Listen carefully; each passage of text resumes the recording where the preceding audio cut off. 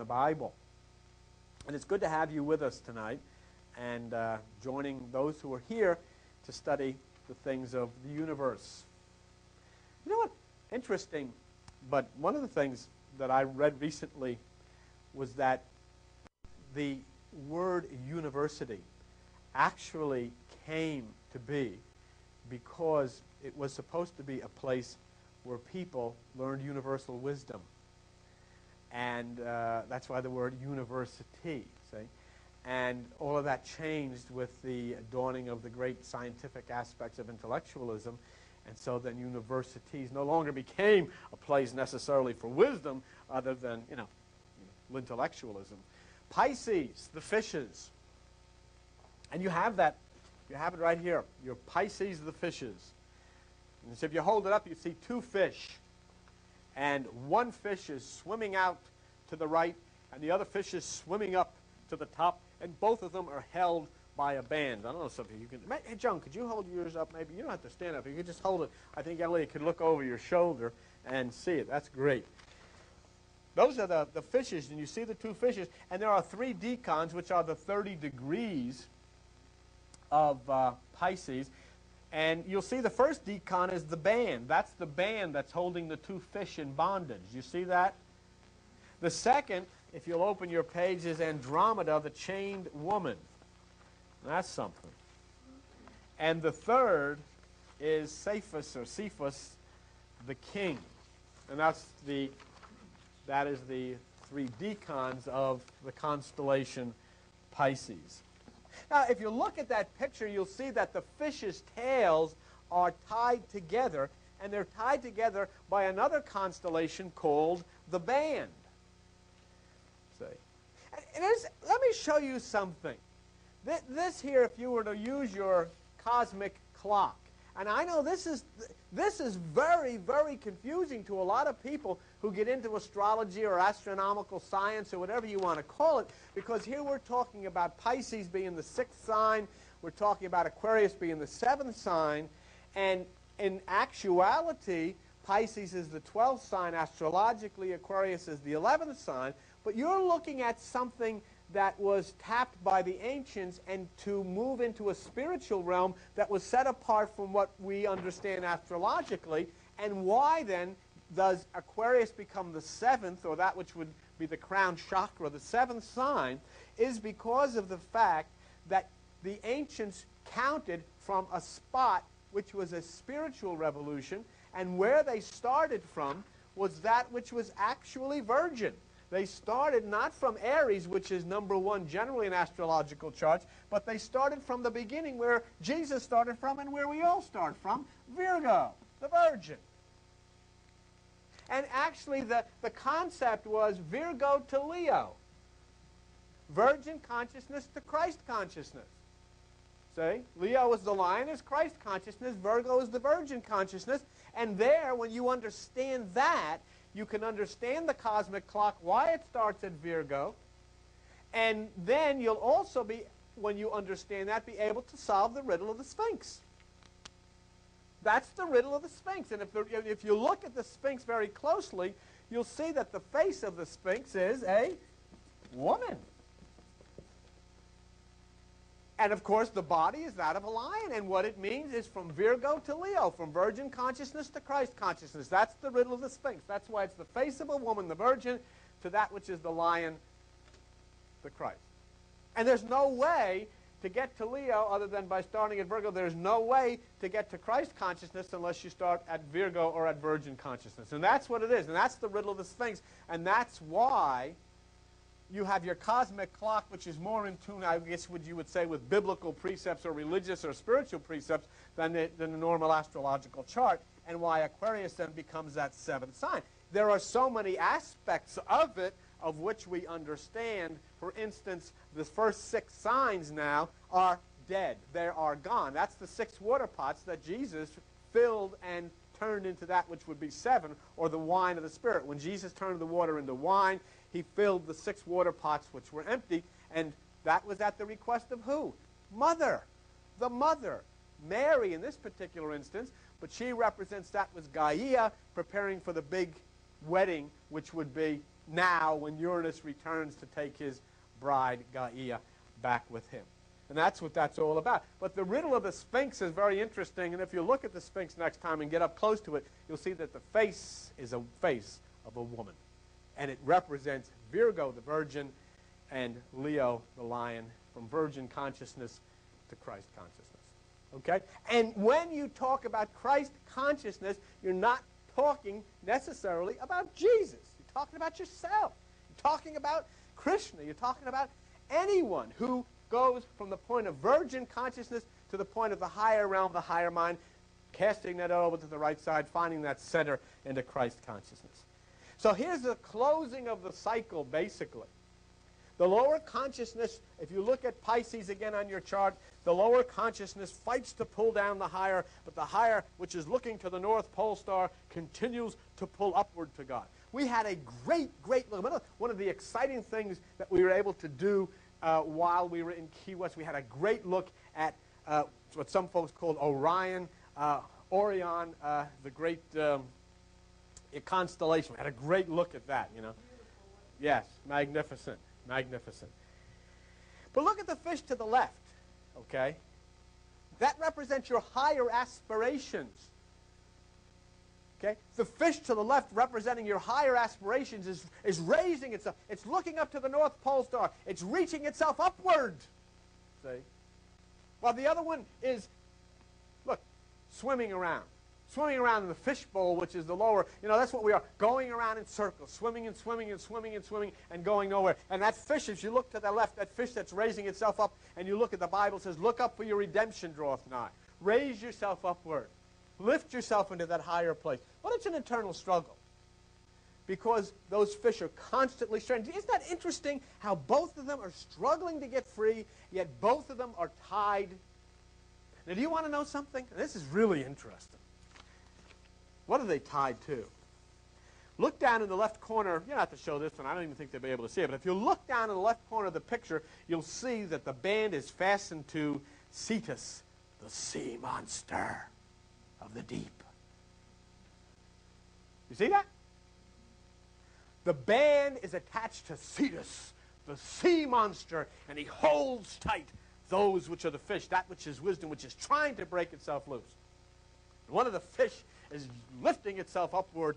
The other fish is swimming around in a circle, trying to go wherever it can. Two fishes, two possibilities. And you have the possibility of the one fish of Pisces and lifting yourself upward, or you have the possibility of that other fish to go into the earthly fish bowl and go nowhere. You have to take the bait. That's the problem. See? A lot of us are afraid to take the bait. What did Jesus say? I will make you fishers of men. In other words, I will make you fishers of people. I'll give you the bait. You dangle it out. And they'll either take it or they won't. So we may think we're clever. Oh, we're not going to get hooked by this stuff. But we're going to continue to swim. And we're going to swim in a lake that's not being fed by any living water. And eventually that lake is going to dry up and we're going to die. Or we can take the bait, be hooked, and be fished out by the great Pisces or the great waterman. So we go upward to the higher vibration as we look at Pisces. And we understand that Jesus Christ, the great waterman, to him was given the job to take on the role of the cosmic fisherman. His symbol was the fish. Everywhere he went, there was that symbol of a fish etched on a wall. Everywhere that Jesus Christ went, put that symbol of a fish because he was called the fish. I mean, it was the great age of Pisces, and that was his job. And what's the first thing he did in his ministry? Went down to the sea and went to the fishermen. And they followed him. See? Because he was the great fisherman. And you've got to look at all of this astrologically. You've got to look at it all astronomically. You've got to look at the whole Bible in this context of mysticism. You can't look at it. Wait, come on. Are you going to tell me that this guy's going to walk down and say, how much you making? Well, I got a fleet of boats. I'm making about $3 grand a week. Well, come on. I'll make you fishers of men. Okay, I'll put it down and I'll follow you. No, that's not the way things are. What that was simply saying is that no matter what you're doing, you have got to put everything that you own down and leave it and follow he who is going to lead you from within to be a fisherman. In this great age, which is closing of Pisces, and now the water flows down of Aquarius. You've got to be willing now to turn around and follow him and be a fisherman. And here's the Piscean age, the sixth age, and the cosmic clock coming to an end, and the forerunner of the great herald of the Sabbath, the Aquarian age. It's the Sabbath. Aquarius is seventh on the cosmic clock. It's the seventh chakra. It's the seventh city of the book of Revelation. It is all in sevens. Do you know why it's in sevens? Do you know why it's in sevens? Because the ancient astronomers, the ancient astrologers could only see 7 constellations. Do you know how many there are? 9. Does the number 9 ring a bell? Huh? There are 9. Do you know that if they could see those 9, there'd be 9 days in the week instead of 7? Oh, yes, there would. And 9 is the number of consciousness. 666 equals 9. 144 equals 9. What other stuff we said equals 9? There are 9 constellations. The 2 they couldn't see were Pluto and Uranus. They could only see 7. So that's why you've got 7 days in the week. And those 7 days of the week are named after the planets. You know, Moon Day is Monday. Sunday is Sunday. Saturday is named after Saturn. And the rest of them are named in Germanic names, but they're named after the planets. But that's an interesting thing to conceive, that if they could see the other 2, there'd be 9 days in the week. That's right. You'd have to work 7 days in the week. You'd have 2 days off. It's a good thing they couldn't see those other 2. Well, these companies, they'd really be calling you up, huh? But he went right to the fishermen. And what did he say in John 21:6 when he went to the fishermen and he was talking about the great age of Pisces coming to the end and the great age of Aquarius coming and being fulfilled? He said, cast your net to the right side and you'll find fish, fish, fish. Cast your net to the right side and you'll find. And they caught 153 fish, and I don't have to tell you that 1 plus 5 plus 3 equals 9. And there are 9 constellations. And then, of course, he fed the loaves and the fishes. He fed the loaves and the fishes, which is the Virgo Pisces dispensation. When you feed the loaves, it means virgin consciousness, because if you look at the virgin, she has the shaft of wheat in her arm. See? That's the loaves. That's virgin consciousness. That means when you consume that which is virgin consciousness and you will let your mind enter into the center, into the present, into the now, and lift yourself above all thoughts, you are consuming the bread. And when you consume the bread and you are virgin consciousness, then you will be filled with the wine. You're fed the bread and wine. If you remember when he fed the bread and wine the first time, there was 7 left over. Doesn't look like a very good 7, but they have 7 basketfuls left over when he fed the 4,000, which means there is divine intervention into the fourfold nature: physical, spiritual, intellectual, and emotional. The second time there was 12 baskets left over when he fed the 5,000, which means perfection comes into your life when the 5 senses are totally immersed then into that which is the bread of the virgin consciousness and the wine of the new life of the higher mind. So here we then have the fisherman, Jesus Christ, preparing for the great seas of Aquarius to pour forth, which are happening now. I don't know how excited you are, but you should be the most excited people, because here you are, sitting at the time that all the Christians have prayed for. You've gone to church all of your life. Every time the preacher got up, he said, Jesus is coming again. This is the second coming of Christ, and everybody's getting excited about it. And then you didn't know where he was coming, when he's coming, and here he comes. And they don't even know. They don't even know it. Uranus is coming back to claim Gaia. Uranus is coming back to claim his bride. Uranus is going to come back. The great Aquarian age is going to hit at the year 2010. 2010. 2010. 2 plus 1 equals 3. New life, new resurrection. All things new, brand new, and you're right smack in the middle of it. Look up now. Go out and get a telescope. Uranus, and watch, moving up to claim its bride. Venus has risen out of the murky mist of the sea, and with the Cyclops of the single eye has cast Saturn down, and now Uranus, the son of heaven, is going to split the eastern sky, just as the book says, and reclaim its bride, and his bride is us, the earth. That's exciting stuff, and it's happening right now. And that's why all of the upheavals all over the world, all of the changes, all of the old traditions. You see what Saturn is? Saturn is the status quo. Saturn is the status quo, everything the way it is. You know, I got my church, and I do what they say, and I go to my job, and I do this, and I do that, and I get older, and then if I get a little arthritis, I'll go to the doctor, and I shouldn't eat tomatoes because they're nightshade plants. You know, I'm telling you this. And I get a little of this on my stomach. I'll take a little Pepto-Bismol. I shouldn't stay up too late. I'll go to bed, you know, and I'll have my coffee. I've cleaned out the kitty litter, and I have such an exciting time. I'm alive, and this is that, and I don't know from nothing. What is this? And that's it. That's it. That's it. But here we have the unveiling in front of you of all of the things. All of the great things. How long it was ago that they were saying that the Contra rebels were getting the guns, and Reagan was giving the money to the Contras and all of this thing, and the rebels are going to fight, and this guy was going to fight and overcome this. And there, Bush is down there yesterday in Argentina talking, how do you do? Everything is nice. What happened? Where'd everybody go? Gorbachev, they're going to do this, they're going to rule the world, they're going to take over, everything is going, now you're sending them ice cream and everything, what? Where is all the communists? Where are they going? They were going to do everything, oh, they were the bad guys, what happened? All of these things change because that's what Uranus does. But I'm going to tell you something, listen to me very carefully. Uranus changes things with a radical change like lightning, bang. All of a sudden, you start seeing things differently. All of a sudden, things start happening differently. But not only up there, in here, you are going to start feeling differently.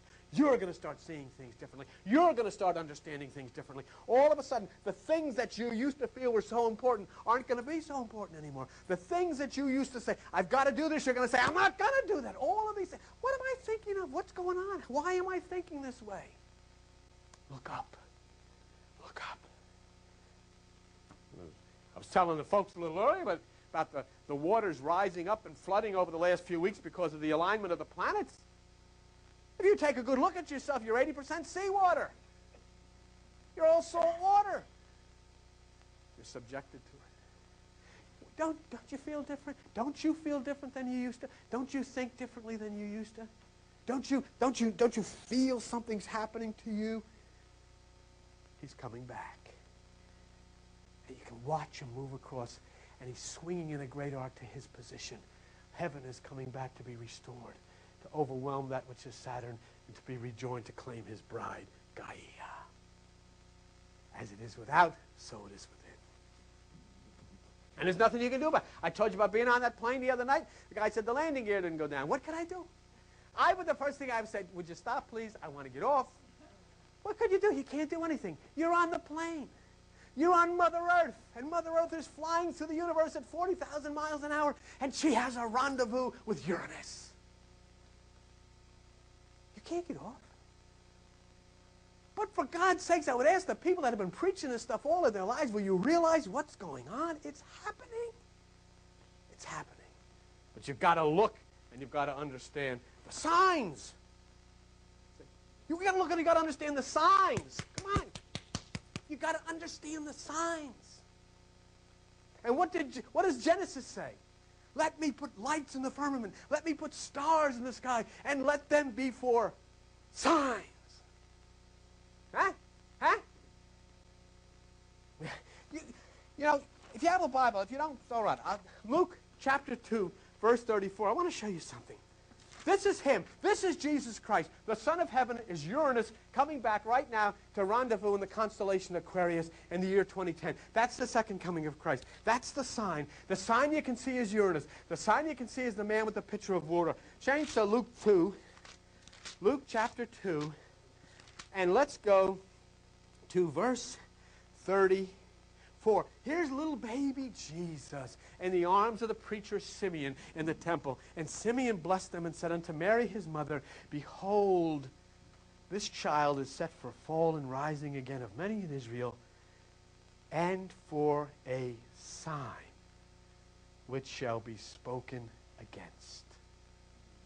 See it? And for a sign which shall be spoken against. Go and tell them. Go into the church. Hey, folks, I know a lot of you folks are in Kentucky. Howard, you're in Kentucky. Go into the local churches where you live in Kentucky and tell them that Uranus is entering into Aquarius, and this is the sign they've been looking for. And you'll see the Bible fulfilled because it will be spoken against in no uncertain terms. That is a sign. When the Bible says, let the stars be for signs, it means let the stars be for signs. And when it says this is a sign, and when Jesus says, when you see the man carrying the pitcher of water, that's a star, that's Aquarius. And the sign will be spoken against. And that's a prophecy of a child.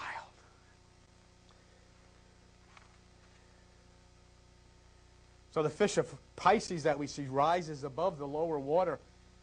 In the age of Pisces, which is ending now, Jesus takes the role of the figure of Aquarius, and he's setting the prisoners free that are bound by that band, see?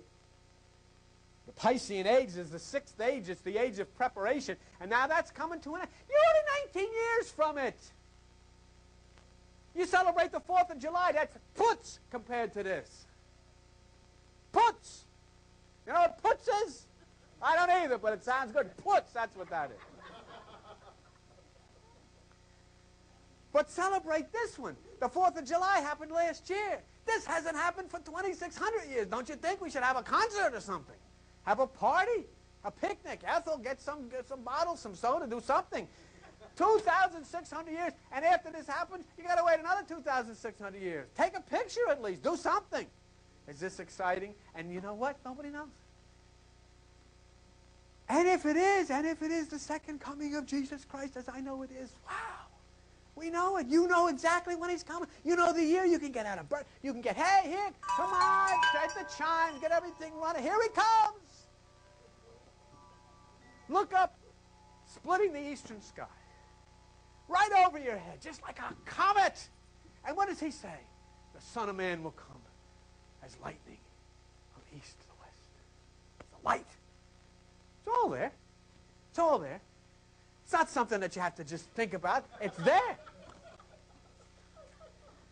Hey, I'm getting into it now. I've been away for 2 weeks.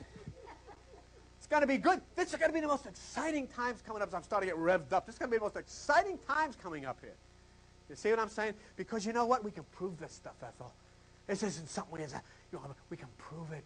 Because even when they look at you and say, well, I don't know if I believe that, when they go home inside, they feel it. They're all feeling it. They just don't know what to do. Elliot went up to a new a place in the store, a New Age store somewhere, and he was telling them about this. They get so excited. We'll send the tapes, and he would want him to come up to help them with meditation because people are feeling, but they don't know what to do. See? It's like me. The guy says the landing gear isn't coming down. I'm feeling something. I don't know what to do. You know, what am I going to do? So I crank it down. Whatever you want me to do, I'll do.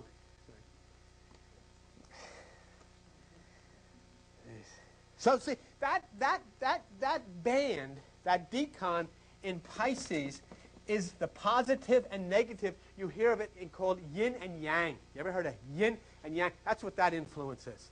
Positive, negative, yin and yang.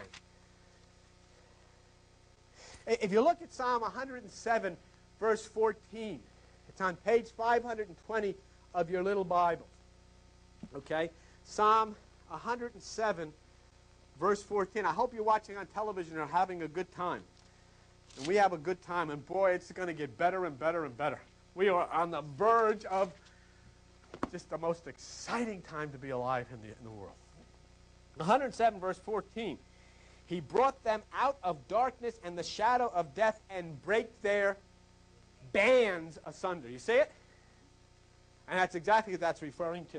It is the bands, the constellation called bands, which controls those two fish of Pisces.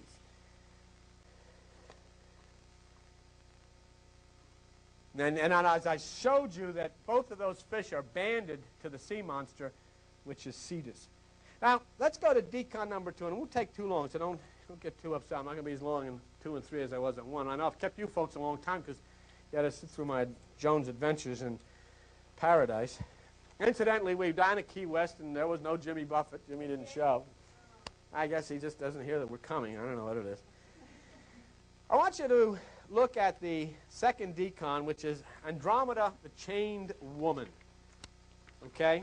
That's Andromeda, the chained woman. Guess how many stars there are in Andromeda? 63. Equals 9. That's right. And there's a reason. And there's a reason that there's 9. There's a reason that there's 63, because that woman, that chained woman, okay, is the human spirit. The woman is always the spirit.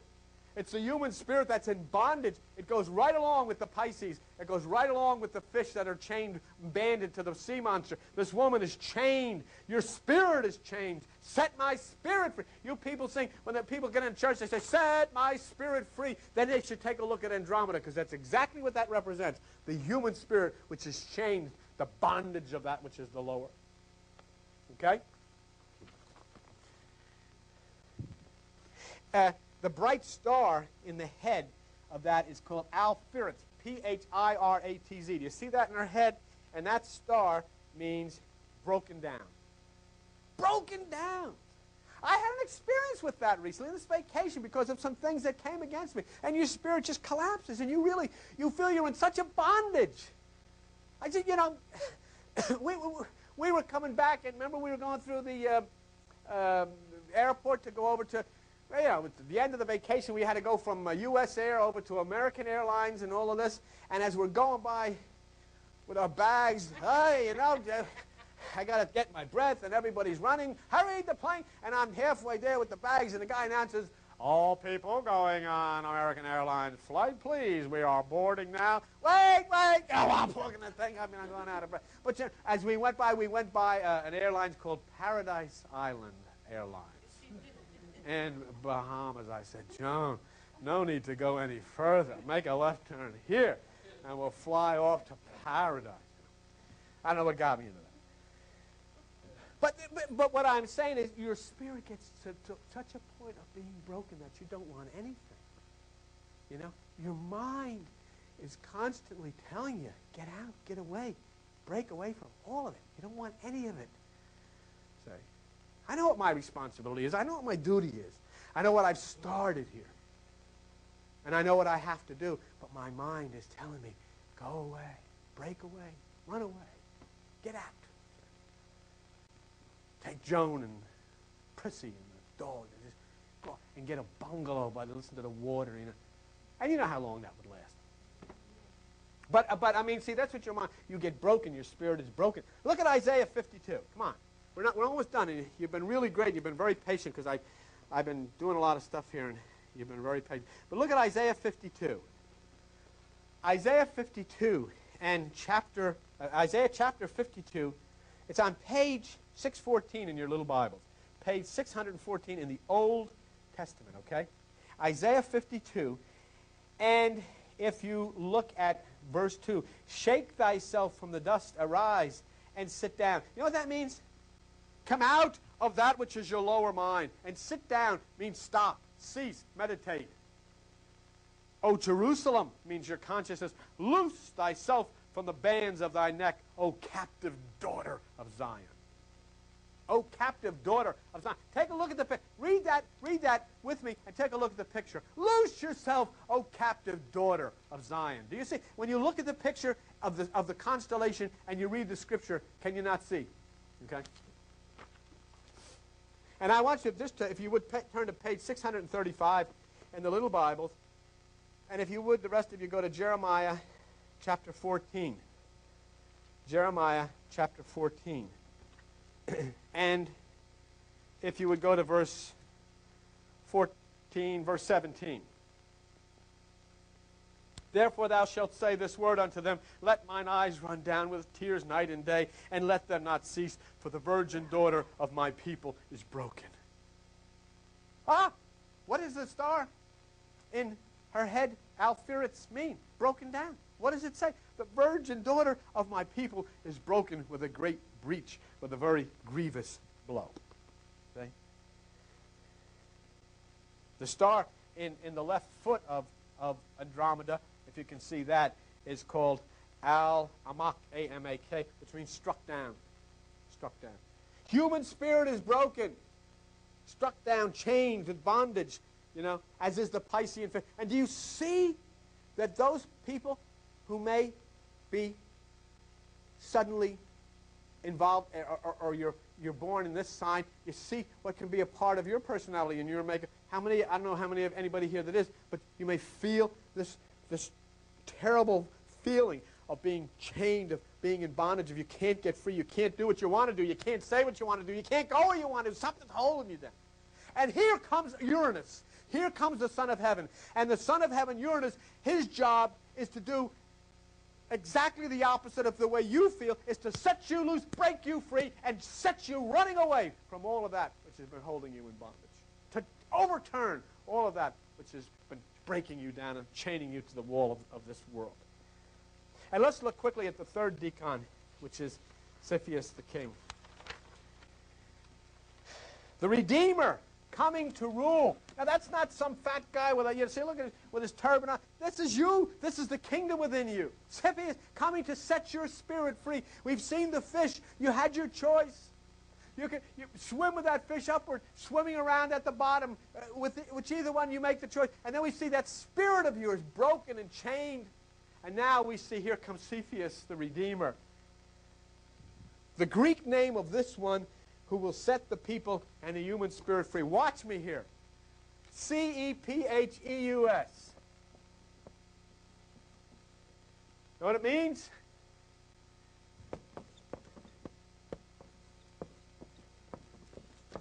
The branch. How many times have you seen it in each of the constellations that we studied? And you folks who have watched right along with us, you've seen it in almost every constellation. Set you free, the branch. Who is it that will set you free? Who is the branch? Oh, Jesus is the branch. No, Jesus says, I am the vine. You are the branch. Who is it that's going to set you free? You. You. You. The true you, that beautiful you that you've never met, deep within in the center where the pendulum stops, in that higher place of consciousness, in that holy place within you, that's what's going to set you free. The bright star in the right shoulder of Cepheus means coming quickly, Al-Diram. There's another star there in the center of his abdomen, Al-Furq, which means the Redeemer, and Al-Rai, which is in his left knee, which means he who breaks the bands, he who breaks the bondage, he who breaks the chains that have held you and set you free. And it's coming now. And it's a part of your nature and my nature to become involved in it. So in Pisces, there is the struggle of the fish to break away from that lower sea monster. And that simply means the struggle of your personality and your being to break away from that which holds you in the lower mind. It's the spirit bound in bondage of Andromeda. And the king, that which is the higher mind, the throne, the Christ who comes to break the bands to set you free, to break the chains to set your spirit free. We're going to do, in the following week, Aries and Taurus, and then go into Aquarius. And we'll be spending much time with Aquarius. And I asked Joan, too, to lean on her a little bit and her understanding of these things. She'll be able to help you, because what we're going to do is show you individually how this age that is coming upon us will react, and how you will react to it based on your personality and your sign. It's going to be very, very, very, very interesting. It's going to kind of get away from just the generalities, and it'll get right down to specifics and how this will involve you. So I'm sure a lot of folks will, I hope, would want to come out and experience that, because it's a fact. And these are opportunities that you'll have to open yourselves up to a new realm of divine consciousness. For those of you who have been watching on television, thank you very, very much.